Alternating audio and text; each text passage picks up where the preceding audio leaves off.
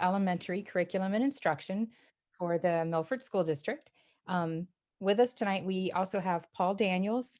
He's our Director of Secondary Curriculum and Instruction. We have Troy Weigand, who is our cohort teacher. He teaches at the junior high. We also have many of our sixth grade math teachers with us, as well as some of our elementary principals. So between all of us, we should be able to answer any questions that you may have after we kind of talk over what the cohort is and why we have the math cohort. Thanks for joining us tonight. It's really a privilege actually to do this every year. We have been doing a math cohort for our sixth graders for a little bit over a decade now. We started about 10 years ago because we saw a need in Milford of sixth grade students going into junior high and high school who were seriously gifted in math and beyond high achieving. They just had a kind of a math gift and saw things differently, learned it very quickly, and thrived on kind of a challenge. And so we began the cohort to allow those students, if they chose to get on a track in math that would allow them to, by the time they were seniors, take the second year of advanced placement calculus.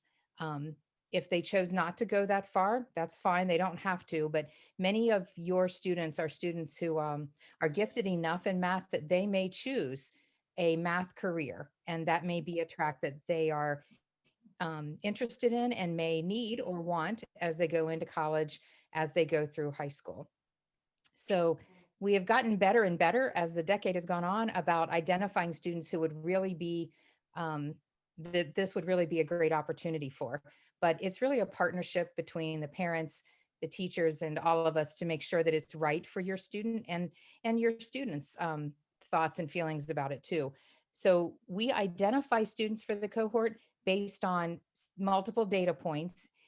Most importantly, if they were have been identified as gifted in math, and if their superior cognitive score is at a certain level, if they have performed well in class and on assessments in their fifth, sixth grade classrooms.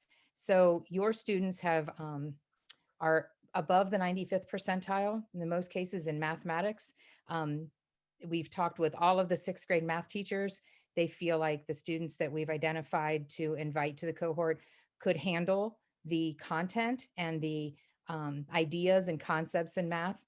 And so that's why you're invited to talk about this tonight. Um, if a student joins actually, Troy, can you show are you able to share the screen with me? I'm going to show you what the sequence in mathematics is like. If your child decides not to do the cohort and does the honors course in mathematics, this top line would be what your child would take if they follow the track in math. This year they are in honors sixth grade math. Next year they would take accelerated math 7 and 8, so a compacted curriculum, seventh and eighth grade during their seventh grade year. In eighth grade, they would take algebra 1 for high school credit. In ninth grade, geometry. In 10th grade, algebra 2. In grade 11, honors pre-calculus. And then in 12th grade, if they chose to, advanced placement calculus AB, the first year of advanced placement calculus.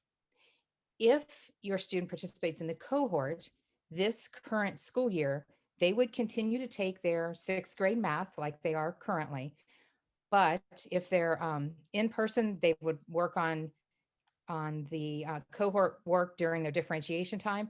If they're an online student, they would do it online um, when they chose to do it. And at the same time they're taking sixth grade math this year, they would, with Mr. Weigand's guidance and assignments, complete a compacted seventh and eighth grade curriculum this year. So that sets them up next year as a seventh grader. They would take algebra 1 for high school credit. And I'm saying that because that's important.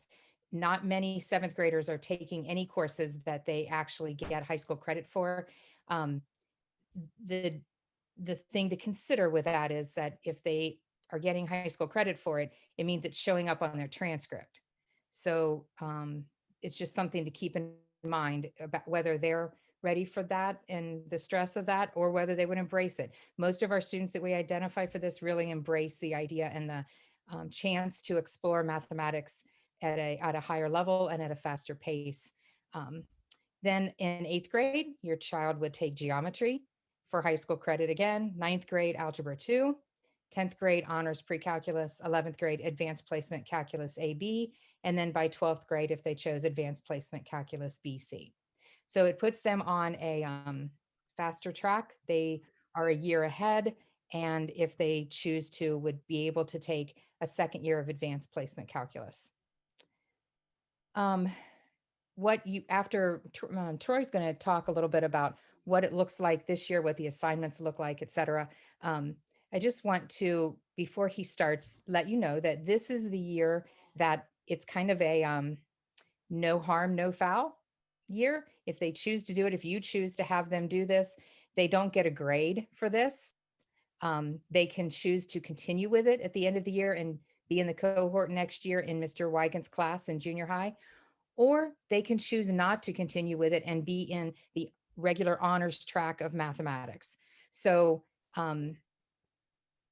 you can kind of gauge during the rest of this school year if they're enjoying it, if they understand the level of work, if it's coming easy enough to them that you're not worried about their stress level, et cetera. So it really does depend on, we know that your student has the potential and the capability in math to do this work. It's really up to them and you if you feel like they have the level of work ethic to want to do a lot of work by themselves. And with their cohort, there are multiple students in each building who've been invited there. I don't think we have any building where there's only 1 or 2 students. There are at least a handful in each elementary building. So they would have some other students to work with. And there are several students online, if your child is online, who are also identified to be in the cohort if they choose to. So there are other students for them to work with, but it's a lot of work on their own. And then also whether or not you and they feel like they can handle it, if they would feel stress. Some students don't. They welcome the idea of exploring something that they're very good at. But we don't want students to feel like they can't be worried, I guess is what I'm saying, next year when they're in 7th grade about the grade that they would get. Most of your students, my guess is they've always gotten A's, and may or may not feel stressed if they think they might get a B in a class. And they may get a B because as 7th graders, they would be taking a high school level course, just like other 8th, 9th, 10th graders could be taking. So if that will be up to you to gauge whether or not they can handle that. So I'll turn it over to Troy. Hi, I'm Troy Wygant. Thanks for the intro, Jill. So I'll basically, if you guys decide to have your children enter cohort, be guiding them through the 7th and 8th grade curriculum. That's the kind of prerequisite knowledge that they'll need for the Algebra 1 course. And the nice thing about me being able to teach them as 6th graders, and then they actually will continue on with me. So if they stay in the cohort program, I will be their Algebra 1 teacher in 7th grade. So it's nice because I can kind of form a relationship with the students and really have a knowledge for their preconceptions before even having them in the classroom for Algebra 1. So it's kind of a nice benefit for me to get to gain that relationship with the students. Just to reiterate what Jill was saying about these students, because all I've seen about these students is their scores. And that doesn't really give me the whole picture of who they are at all, right? And you guys know a lot more about them. So just we're looking for students beyond the scores that are passionate about mathematics, responsible students and individuals. They're ready for a fast and rigorous pace. And they can problem solve on their own. And really none of those kind of characteristics should be missing in regards to this. Because like she was saying, there's going to be one topic at least where they're going to get stuck. And most students haven't gotten stuck on stuff. It just come to them naturally. So it's what are they going to do when they get to a point where they will need that help? Are they willing to seek other problem solving solutions out And I'll definitely be there along the way to guide them through this as well, virtually. Cool. So I'm just going to talk about kind of the day-to-day for what the rest of their sixth grade year is going to look like for right now. And I'm going to share something with you guys as well. Share the document here.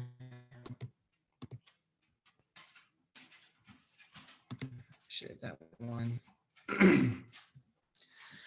So basically what's going to happen is in the next week or so, if they decide to continue through the cohort and enter the cohort program, I'll be giving them a list of assignments. And these assignments will be in their Pearson Realize accounts, which they've been using this year already. So they should be pretty familiar with how to access it and everything.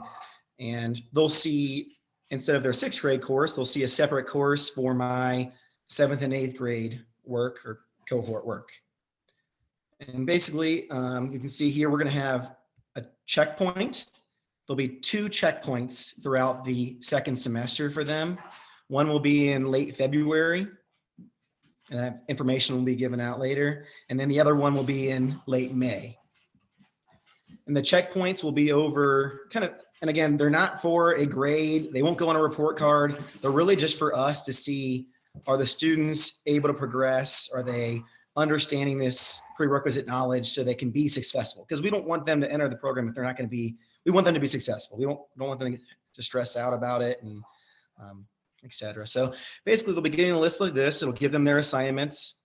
The assignments right here look very basic, 1-1, and it has the topic name.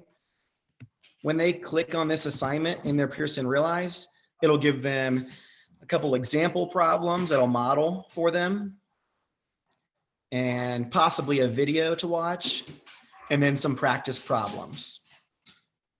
And they'll complete those. And this is just a little checklist for them to kind of keep track. You can kind of see here, this isn't exactly, theirs might be changed just a little bit, but I'm sure it'll be around the same number of assignments. So you can see how many assignments they would need to complete before late February. And then we have that checkpoint assessment. So what I always suggest is, and by the way, I don't know if I mentioned this, but they will be given some time in class. I know the structure of class looks so much different this year that I'm not exactly sure how it looks in elementary. I know we used to have that differentiation or that team time. Usually that was dedicated towards cohort students could use that time in order to, it's like 30 minutes to 45 minutes a day that they'd be given to work on this instead of other stuff. So I'm hoping they'll still be able to get that time in there. So they'll be able to get some time, but it might not be enough. They might need to work a little bit beyond that as well, depending on your child. So you can see this is about how many assignments they would be given before that late February deadline.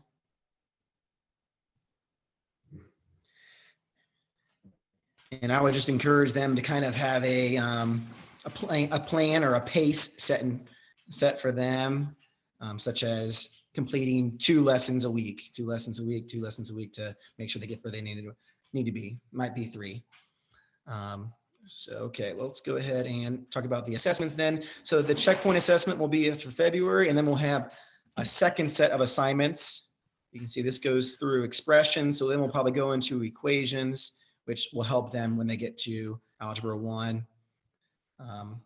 So they'll have sorts of assignments for that, and then we'll have the second checkpoint assessment. And again, all along the way here, we'll be in communication, and I'll be communicating their scores with you all. And if I'm worried about their progress, I'll be communicating that with you as well. And you're more than welcome to reach out to me. Go back here. All right, so those were the assignments. And then, like I said, most of this is going to be virtual. So it's a little bit hard for them to ask for help, especially when their 6th grade teachers might be helping other students. So I'll be mostly helping them through Schoology if they need my guidance. So we'll have a Schoology course set up, and I will give them the code for that. And on there, I'll have things like videos of myself modeling problems. I'll have like a Q&A kind of section where they can ask questions, and I'll try to help them as quickly as possible. During the school day, I might not be able to get to it, but usually within a couple hours, I'll be able to respond to them or give them a model problem or give them or make a little video if there's a few students that are having issues with it. Let's see, anything else? Another thing that I think is kind of nice about the using Schoology and having all these students on it is we have all these students from different schools, Mulberry, Patterson, et cetera, and they can kind of start to communicate with each other on there. And I've set up kind of a teacher questions one on Schoology, and then there's a peer Q&A. So peers can help each other out too, which is another awesome benefit of this. Is last year the students were really nice about helping each other out when they were having issues, and when they had a strength that they were good at, they were helping others. When they had a weakness, others were helping them. So it's just a good balance that we had for the peer collaboration. They got to know students who are from different schools that they'll get to be in the same class with when they go to the junior high. So I think that's all I have for now, but I'm sure there's lots of questions and lots of things that I forgot about. So anything else, Jill, or do we want to start some questions? No, Troy. Again, I'm Paul Daniels. I'm the Director of Secondary Curriculum. You don't see her this evening, but also with us is Misty Getz, our junior high principal. So she is aware of the students that are that will be in the cohort, and as another point of contact along with the elementary principals and the 6th grade math teachers. So if you have questions or if you find that maybe this isn't the right fit, Troy will communicate with us and Mrs. Getz and the 6th grade math teachers. And I think I just want to reiterate with what Jill mentioned, that it is okay for students to begin down this road and decide that this is not for them at this point in time. And that's just part of being a district that allows or practices this bit of acceleration. And you might find the second unit or second topic in that, what, we're happy. We think that getting to the first calculus course is okay without accelerating too much. And that's acceptable to us as educators. And we don't want anybody really to be struggling through this and kind of develop or take away their joy of math or their love for learning math. So we really like to reiterate that, all three of us.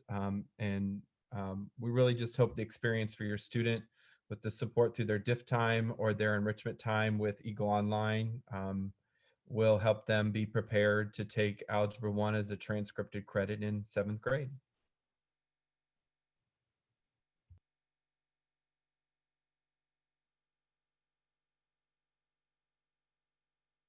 Thank you. If anyone has any questions, I'm not really sure the best way to approach this on Zoom, but if you want to ask the question, then one of us will jump in and try to answer that.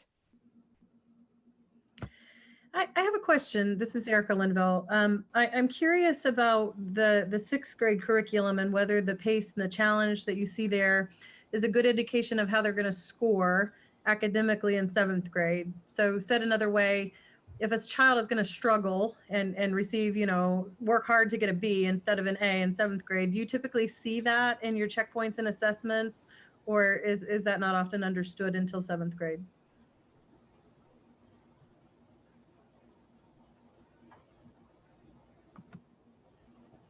Do you want me to take that one, Jill, or you want to?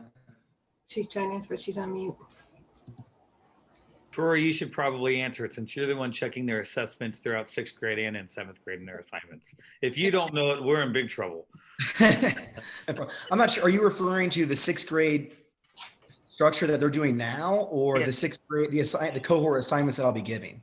Troy, what he was asking was basically, have you noticed in your years doing this now that the students in 6th grade, as you have worked with them in 6th grade, and you've seen how they've done and some struggles they've had, have you seen that correlate in the 7th grade to be struggles as well, or not necessarily? Is that right?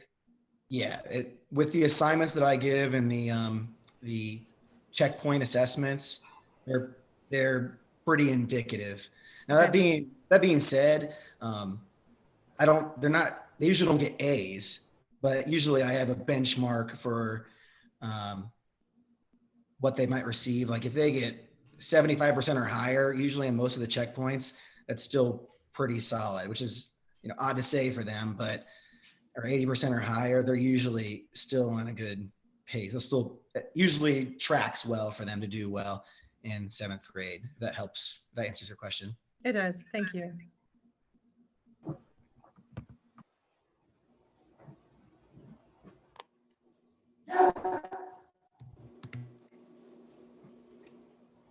Somebody's dog had a question.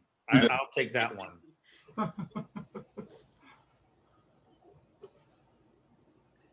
Okay, I have a question. It's Molly Zeke. Looking forward towards 7th grade scheduling.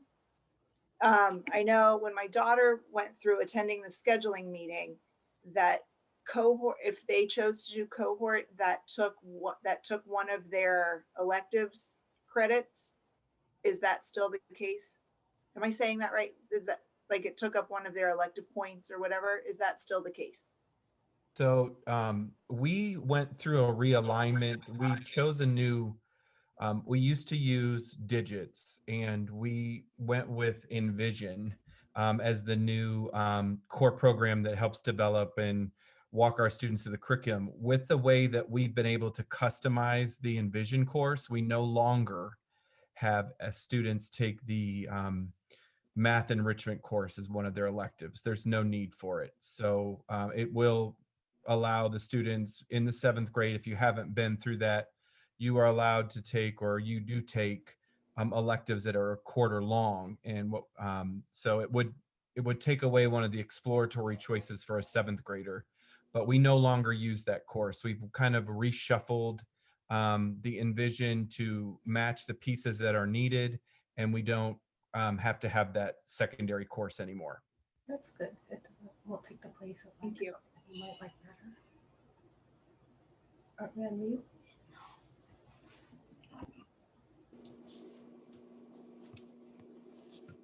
Is statistics offered, and would either of these parallel paths rule in or rule out the ability of the student to take that course? We do offer statistics. We actually offer it a few ways. Now we've actually put it into the curriculum, and then we also have AP stats. We will find that some students will go through pre-calculus, and then their final course, they may take the first part of calc, and then their final course, they may take AP stats. They may take it in conjunction with their calculus. We don't put a lid on the number of math courses you take. Some kids will start in the cohort, and then they will leave the cohort. Their 5th math might be statistics or AP stats. Just because you start in the cohort doesn't mean that you have to follow the prescribed path. You may choose by the 5th and 6th year to go in a different direction, and that's acceptable. The state requires you to have 4 credits of mathematics.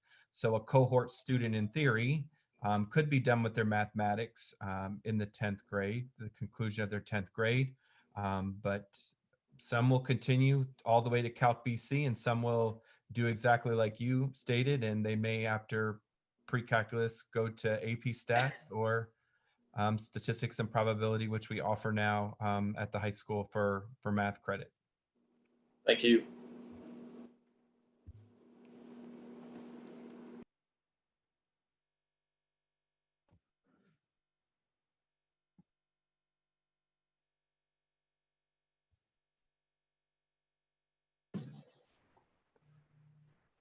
I have a This question.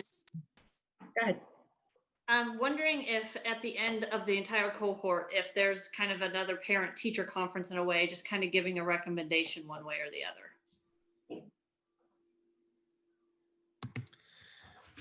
So I'll usually send in emails periodically throughout their progress, just kind of updating you guys on how they're going through the lessons and how well they're mastering those topics.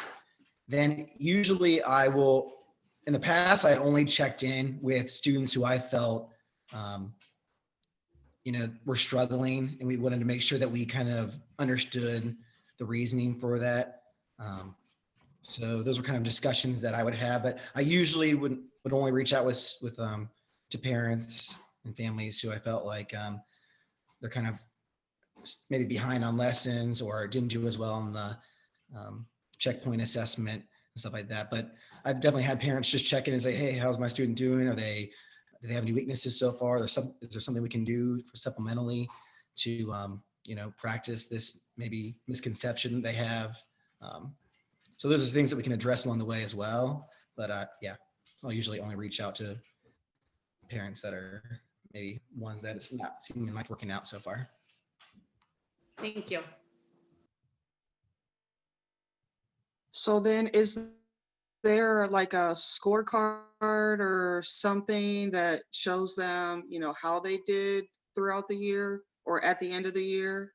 It doesn't, what I heard you just say that there's not like a formal conference or anything. We can reach out as needed, but is there just anything so that we can see how they did throughout the year? So they'll be getting, and where they're improving and all that. So they'll be getting immediate feedback from most of the lessons that they have. It'll just be feedback given to them through Pearson, the Envision program. But then for the assessments, those are things where I will reach out and give the specific pinpoints, and I'll give you their scores, and I'll give you the areas where they, it'll usually be a phone call, honestly, conversation that we'll have if that's the next step. Kind of us having a discussion about where I saw some deficits or what were some standards that they kind of didn't do as well on. Thanks.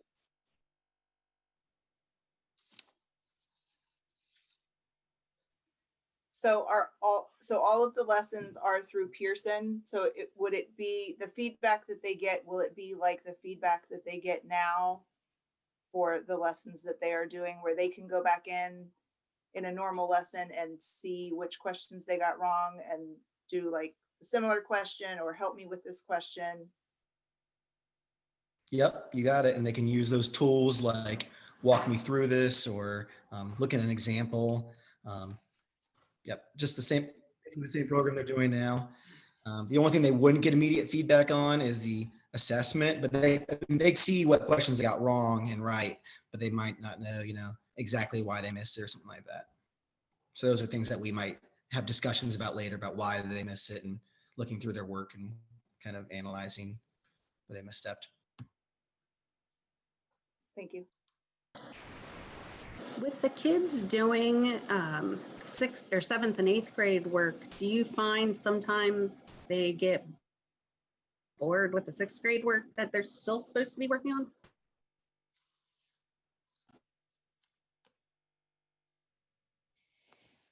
Not so much. The students that are invited to the cohort are probably bored at times with their 6th grade work anyway. So I think actually what happens is this keeps them really engaged. Their 6th grade teachers have them every day, so they're differentiating as much as they can with their 6th grade work. The 6th grade skills are really foundational skills. They need those. That's why we don't compact the 6th grade curriculum. But 7th and 8th grade, Troy is choosing the lessons that they have to understand what they need to go into in algebra. So they'll have pretty much math this year if they do this. So I don't think they'll get bored. I haven't heard that they have in the past. These students do really, really well. The students that stay with the cohort, they get to Troy in 7th grade, they, by and large, they do really well. And they love math. They like working together on more difficult, challenging, rigorous problems. So while we want this to be a really good experience, and we have to, monitor the students and make sure that they're feeling good about this and not feeling stressed. At the same time, this is a wonderful opportunity for children who really are mathematically gifted. And we normally find that these students really embrace the opportunity to explore math in a different way at a quicker pace with other students who are also very gifted in math. It's a great chance for them to not be bored, and they really take off. Thank you. Mm-hmm. So with doing this and doing Algebra 1 as a 7th grader, will there be students from other grade levels in that class, or will this just be cohort kids in that class at that time? Great question. So it'll be just the cohort students in that class. And there is other Algebra 1 teachers that are 8th grade Algebra 1 teachers. But the reason that I'll have just 7th graders is because there is some standards still that they might not have gotten, even in the list of lessons that I showed you guys earlier. There's still some standards that they might not have the prior knowledge really. So it's kind of helpful for me to teach that class, I think, because I know what they still haven't learned yet. So they might need a little 10-minute intro on the standard, and then we can dive into the 9th grade material, if that makes sense. Yes, thank you. I have two questions, and that kind of answered the first one, just in that these 6th graders in their last semester are going through 2 grades of math and without any real direct instruction. Do you find that there's gaps in their comprehension of concepts? Or it sounds like you're able to find those next year when they're all together and kind of fill in those gaps that they've missed. And then Yeah, so questions about the AB versus BC calculus. Is the AB a requirement before you take the BC?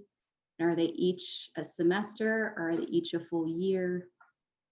All right. When can they actually take the AP tests to get college credit? Okay, great question. So I'm going to unpack a few of them.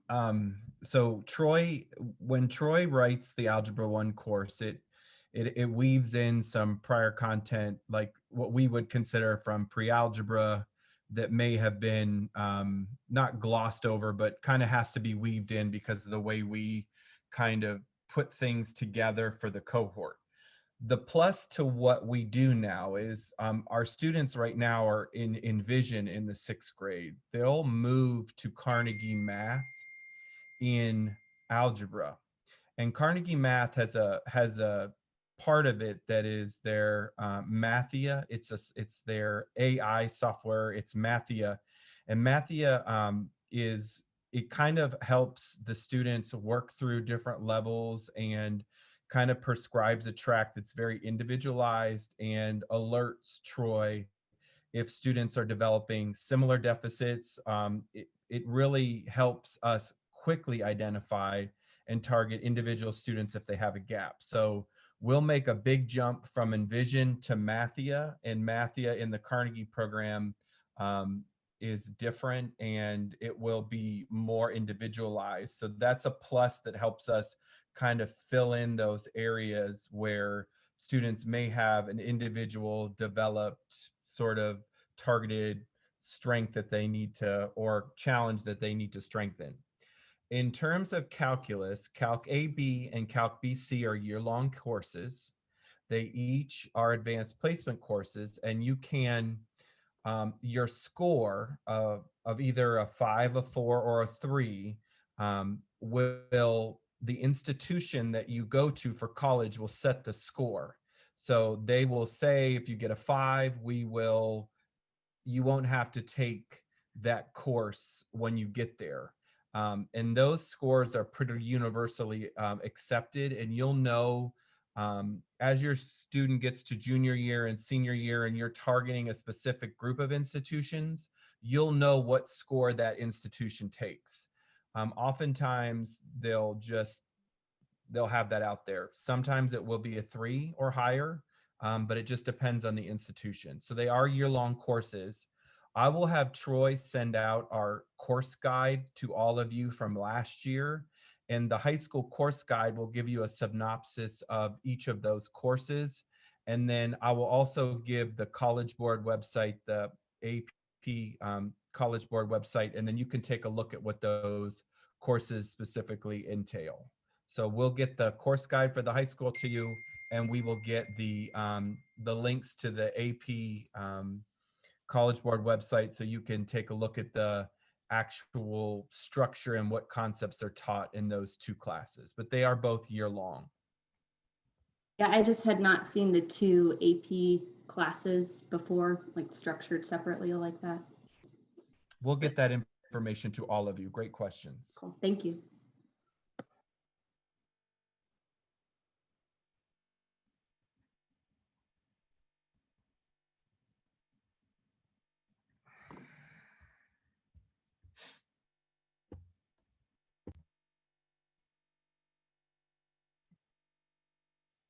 Okay, if there aren't any other questions, I think what we'll do is, please, if you think of any, I know this is a lot to take in, reach out to Troy, to me, to Paul. Your sixth grade math teachers will get the answers for you. Your sixth grade math teacher will be sending home a permission letter. And you will need for you to sign that if you choose to participate in the cohort. And then we'll get your child signed on to the Pearson courses and the Schoology courses, and Troy will be in touch and give you the list of first lessons and where to go from there. Are there any final questions or? Okay, please don't hesitate. Thanks again so much for listening to us and talking about this with us.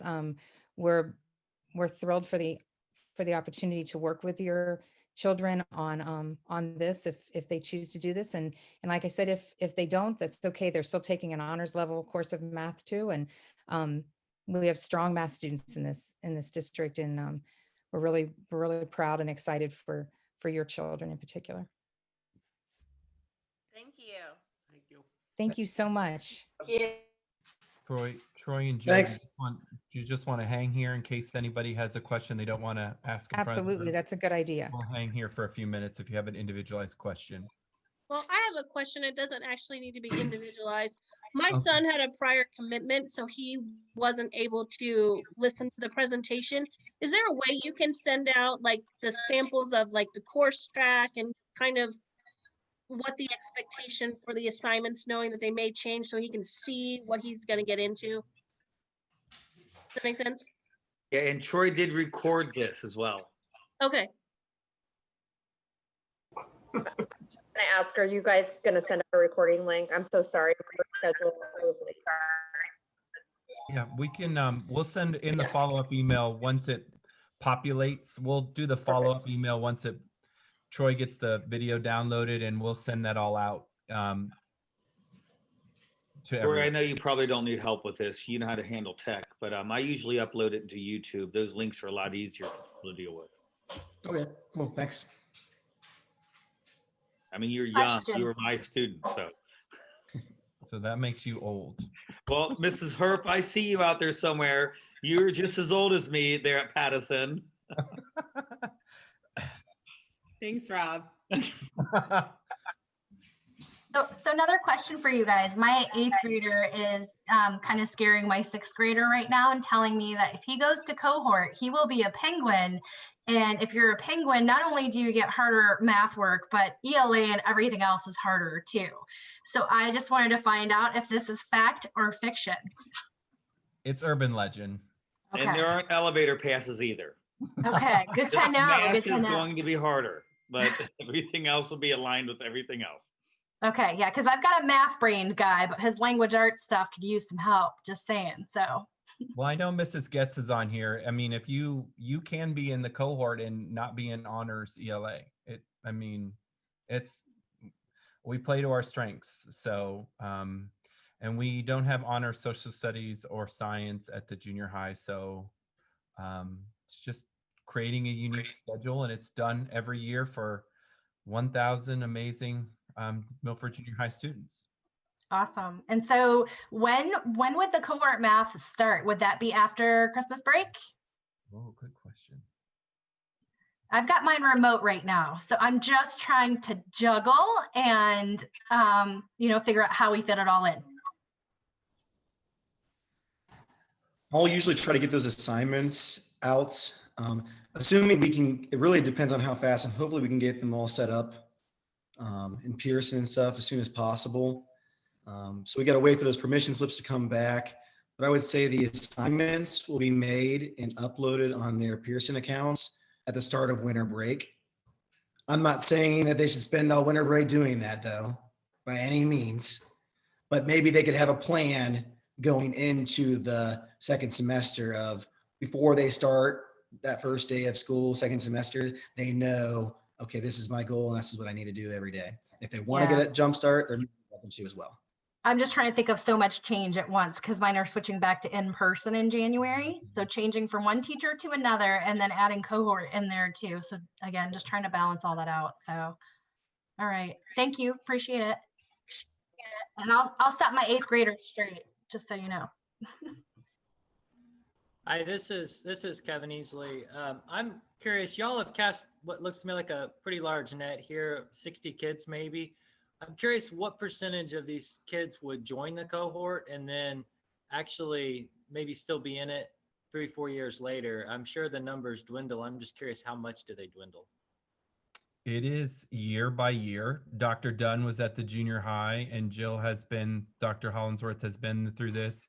There have been years where it's been as small as 32, and there have been years when it's been as big as 2 sections of almost 60. And Kathy Root is on here as a parent. There are times, she's one of our calc teachers at the high school, and there are times where the cohort will stick together and be almost complete at the final. Jill has been through this. They will be almost stay together throughout the whole experience.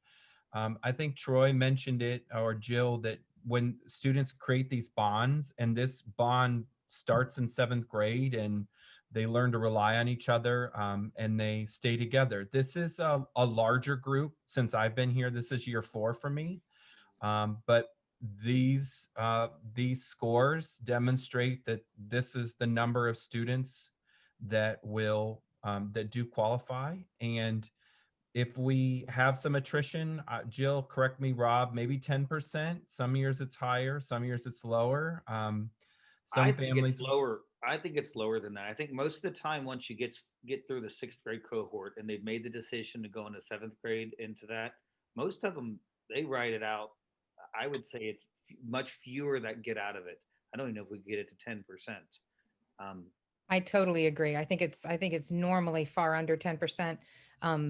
Most students that are invited join the cohort. In the past, a handful decide not to, but most students do it. A few that decide it's not for them don't start it when they get to 7th grade. But if they are in the cohort in 7th grade, far less than 10% in most years stay in it at least until their junior or senior year, and if they decide to take a different kind of math those last 2 years. But they do very well. Great, thank you. That's a great question. I would ask that question as a parent too. Thank you so much. Also, when are schedule selections due for next year? I mean, I'm just wondering, like, how quick is the turnaround? How long will they have to be part of this cohort to then decide if going forward in 7th grade that they want to take algebra? Mrs. Getz is there.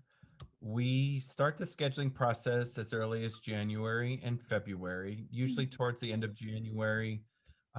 Mrs. Getz, you want to talk a little bit about the timeline, but to answer the second part of that, for me, after that second assessment with Troy, after that second check, if you feel like it's just not for you or your student, it's just not for you, and Mrs. Getz can make the switch, but she can talk a little bit about the timeline. Yeah, I'm working with my counselors currently to, they're actually in the process of getting with the elementaries and coming up with the dates. They're actually going to do it virtually most this year. They're going to visit with the classrooms. We're going to do parent nights virtually. And those usually take place around February. They do take place in February. Also, starting after winter break, I actually start to include all of the 6th grade parents in my newsletter. So I send a newsletter out every Friday, and after winter break, I will have all of the 6th grade parents included in that email, or that, to get my newsletter, so that you're in the loop with all of the scheduling and things like that. Does that answer it? Yes, thank you. I have a question about the permission slip. Is that going to be something that's emailed to us? Or how will we get that? If your student is online, it will be emailed to you. If you're an in-person student, the teachers will send that home with your child, and we'll send those home on Friday this week. So my child is currently quarantined, and so she won't be going back to school until after Christmas break. And we'll make sure to email it to you. Okay, great. Thank you. Sure. I'll put the 6th grade teachers in charge of making sure they get to that to their student, however they have to do it. Thank you.